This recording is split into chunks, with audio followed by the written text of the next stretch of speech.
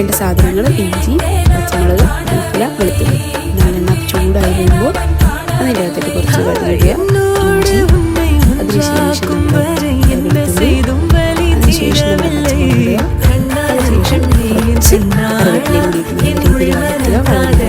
കുറച്ച് മുളകുപൊടി ആഡ് ചെയ്ത് നല്ല മിക്സ് ചെയ്യുക. കുറച്ച് മുളക് പൊടി ആവശ്യത്തിനിടുക. അതിനുശേഷം കുറച്ച് കായ്പ്പൊടി ചേർക്കുക. ഇതിൽ മിക്സ് ചെയ്യുക. ദെൻ നമ്മൾ കഴുകി ചാമങ്ങയിലോട്ട് ഇടുക. ചാമങ്ങയിൽ ഓൾറെഡി വെള്ളം ഉള്ളതുകൊണ്ട് ചാമങ്ങയിൽ വെള്ളം ഒഴിക്കണമെന്നില്ല. അതിൻ്റെ വെന്തോളും കുറച്ച് ഉപ്പും കൂടി നല്ല രീതിയിൽ വഴറ്റി അങ്ങോട്ട് ഒരു 5 മിനിറ്റ് നല്ല രീതിയിൽ കുക്ക് ചെയ്ത് കഴിയുമ്പോൾ തന്നെ നമ്മൾ ചാമങ്ങ റെഡി ആയിട്ടുണ്ടാവും. അതിനകത്ത് കുറച്ച് നമ്മുടെ ആവശ്യത്തിന്